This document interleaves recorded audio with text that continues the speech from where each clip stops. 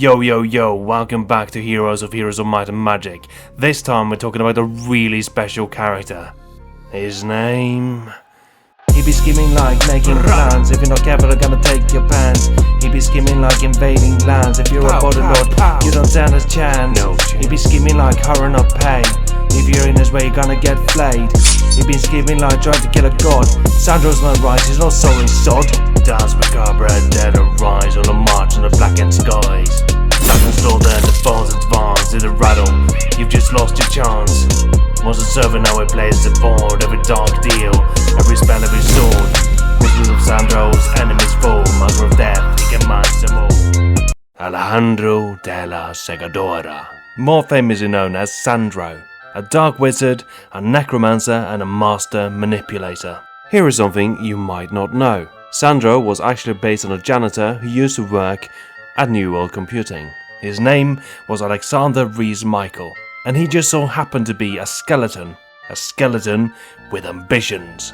Legend has it he installed himself at the top of the company, pulling the strings from the shadows, and some even blame him for the eventual fall of New World Computing. An employee who asked to remain anonymous said, "Hi, I'm Greg Davidson. I would like to remain anonymous. Sandro was a disaster. Once he got to the top, he had no idea what he was doing. Eventually, I sold the rights of Heroes of Might and Magic to Ubisoft." After we posted this little recording as a preview for the episode, Greg Davidson mysteriously went missing. Okay, sorry, that's a lie. I couldn't find a single statement from any of the devs about Sandro's creation. He's a mystery. So hey, if you were a developer at New World Computing when Sandro was dreamed up, leave a comment and let us know the truth. In Might and Magic 5, The Dark Side of Xene, there's a character called Sandro who's a lich, who used to live on the opposite side of Xene, otherwise known as the Clouds of Xene. He wanted to cheat death through a necromantic ritual, but grew to resent his own life. He is compelled to attack the adventurers until they bring his heart back to him from the other side of the world. Every time he's defeated, he drops 100 gems, so most of the adventurers are mysteriously unable to find his heart. If they do give his heart back to him though, and defeat him one last time, they get a golden griffin statuette and the key to the Dungeon of Death, Sandro's former residence. Sounds like a lovely place. In Heroes of Might and Magic 1, there was no Necropolis faction, so Sandro was a warlock who fought for Lord Alamar. 25 years later and looking exactly the same, what's his secret? Oh yeah, he's a skeleton. He fought for Archibald, much like Crag Hack. I guess they never met on the battlefield. Though Sandro might have been working in the shadows. Once Roland won the succession war, Sandro moved to Antartridge. His plans to be a messy and f*** things up by invading Erathia and Avlee. To get an invasion going, he needed a new king of Deja, the Undead Kingdom, or the UK for short. Walking Dead Daryl Dixon Season 3, available now on AMC. This video is not sponsored. But first he needed to deal with his former master, Ethric, who wanted to remove the rot from his legacy. Pun intended. Sandro put his former master down, and then meets Phineas Wilmer, an ambitious necromancer, much like himself. He believes he can manipulate Phineas from the shadows, so he installs him as a new king of Deja, after getting rid of the previous king, because it would be awkward to have two kings ruling the same kingdom, unless they were married to each other. Alright, with the Puppet King in place, he needed a few items to give his invasion a bigger chance of success. He finds a barbarian named Crag Hack, who has just won a bar fight against a few goblins, and tasks him with gathering the pieces needed to make the armor of the damned. He finds a sorceress suffering from PTSD after the succession war, and makes her gather the pieces needed to make the cloak of the Undead King. After his previous pick, Tarek failed. Then he assassinates two border lords, Lord Fayette and Lord Falor. And now it's time for the invasion, but wait. A 50% base creature growth in all towns would be very nice. Sandro finds a human confusingly named Tyrannel and asks him to gather the pieces needed for the Statue of Legion. But Tyrannel fails when he's defeated by Crag Hack. No! Crag Hack! No! Sandro realizes he forgot to kill the heroes he betrayed, and now they're gathering allies. Crag Hack has teamed up with Yogg, and Jam has teamed up with Gelu, and they're undermining Sandro's plans. But no matter, this can be salvaged still. He's got his artifacts and his... what is that in the distance? Oh no. Apparently the two teams of heroes have met, that was sooner than expected, and they brought the Angelic Alliance, which they used to defeat Sandro and then take away his toys. But this defeat was merely a setback. He slinks back into the shadows and starts to work on his second plan, destabilizing Erathia, making it easier to take. Why wasn't this part of the first plan? Sandro says that he thought he would be powerful enough with his artifact, and he didn't think the heroes he betrayed were smart enough to defeat him. To destabilize Erathia, he has Prince Charming poison King Nicholas Griffinart. He makes allies with Eophel and Crewlord and funds a tunnel into the heart of the kingdom. Then he gets a side quest from Phineas, and a mysterious message telling him to finish up everything else he's working on. The quest is to get rid of an overambitious Dacian lord, Smeth, but it was a trap. Phineas' true plan was to get rid of Sandro by tossing him in a cell and throwing away the key. Sandro goes to prison, angry and a little bit proud. Then with the help of the necromancers, the demons of Eophel and the dungeon lords of Crewlord invade Erathia. His notes in Heroes 3 says, Sandro first studied necromancy under the tutelage of the wizard and later lich Ethric. Sandro has seen nearly all of Enroth and Erathia, and now serves Phineas Wilmar, leader of the necromancers of Dacia. But getting betrayed by his former apprentice and imprisoned was merely a setback, as when the destruction of Erathia happened, Sandro made it to Exile. Guess who didn't make it? Phineas. Sandro puts on his celebratory pharaoh hat and goes out to party. Then it's time for some more schemes. Toppling empires, slaying lords, stealing patents, installing himself as the CEO of every company, taking credit for the invention of the electric car, infiltrating a presidential administration, cutting funds to programs that interfere with his businesses, getting betrayed by the president and suggesting the president is part of a sex cult. Release the Epstein files. His notes in Heroes 4 are, Sandro's instinct for survival is almost as strong as his tireless ambition. His network of power in the old world was destroyed by the Reckoning. Unfortunately, many of his old allies perished as well, but no one can say Sandro isn't up for the challenge. In Heroes 5 we learn that Markal, the master manipulator who made Queen Isabel resurrect her dead husband, turning him into a powerful vampire, and took over a huge part of Ashan, was Sandro's apprentice. What is it with Sandro's apprentices and being so good at world domination? In Heroes 6 we learn that Sandro was born in the Bull Duchy under the name Alejandro della Segadora. His father, Vidal della Segadora, through marriage to 4 different women, had produced numerous daughters, but Vidal wanted a son, and with his 4th wife, he got Alejandro. Alejandro's mother died during childbirth, and Alejandro was believed to be stillborn. Vidal prayed to Elrath and Alejandro miraculously came to life.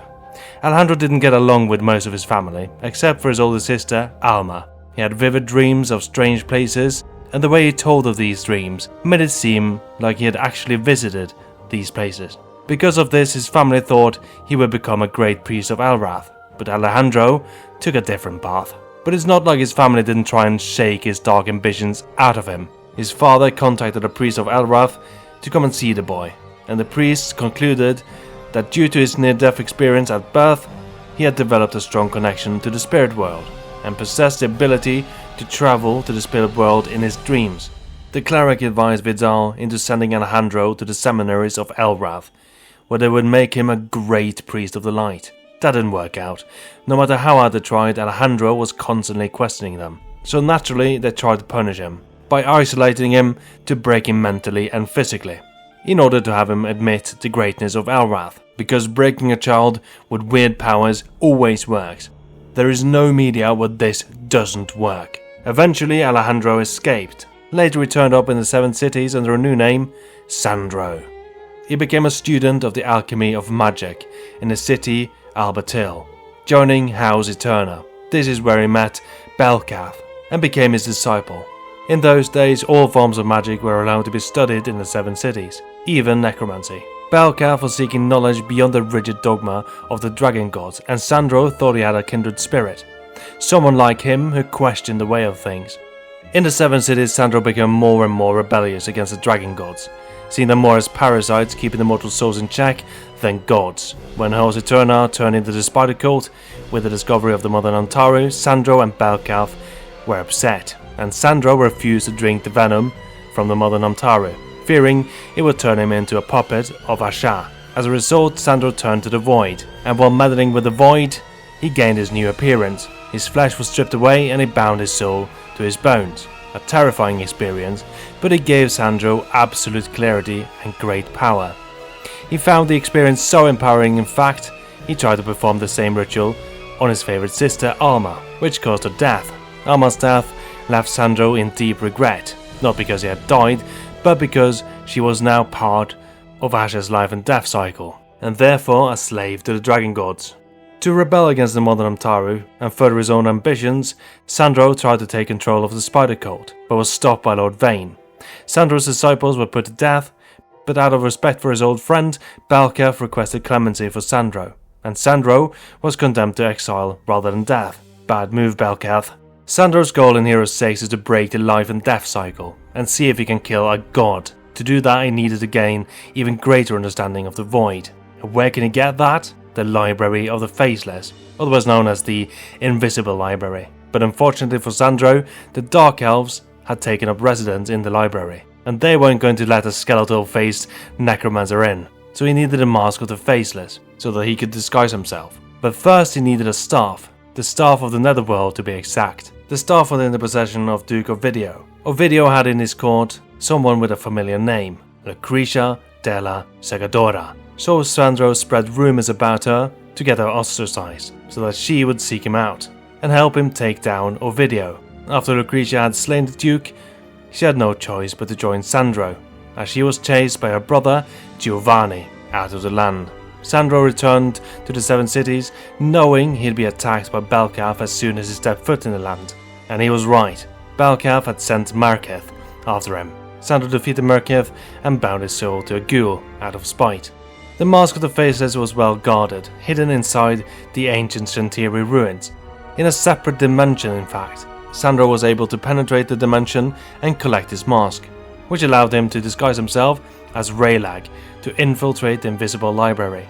Then he curses the Modern Amtaru, attacks the Dark Elves, disguised as Lord Vayne, at one point cursed Craghack, but ultimately was defeated by Lord Vayne, who managed to uncurse the Modern Amtaru and defeat the Avatar of the Void Sandro had summoned. Sandro managed to get away though, and proved to himself that it was in fact possible to kill a god. Or was it? Maybe Lord Vayne was part of the contingency. During all this time, Sandro had successfully raised both his best disciples, Markal and Lucretia, to become powerful necromancers. Sandro was killed when a fanatic Holy Griffin Empire knight under King Oleg destroyed Lawkeep. Sandro's death and subsequent imparting of Lawkeep to the wizards made Markal long for revenge against the Silver Cities, which he successfully executed during Queen Isabel's war. Despite this, many doubt that Sandro was actually killed and believe that he will eventually return.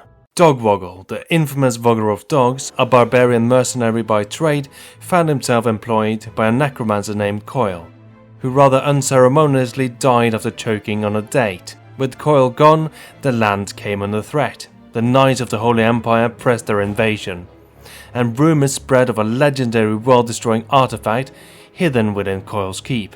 An artifact that must not fall into the wrong hands. Dogwoggle discovered the relic, the Shatterstaff, and sets out to destroy it. But before he can finish the deed, Sandro steps into his path with a proposition. "Instead of destroying it, give it to me." Dogwoggle said, "What would a necromancer bent on conquering the world want with a world-destroying staff?" Sandro replies, "If people believed I had such a weapon, I would rule the world." Dogwoggle laughs, mocks Sandro's long history of failed schemes, and after a swift battle defeats him. The barbarian casts the Shatterstaff into the lava and then locks Sandro away while pondering his fate. Naturally, the necromancer escaped.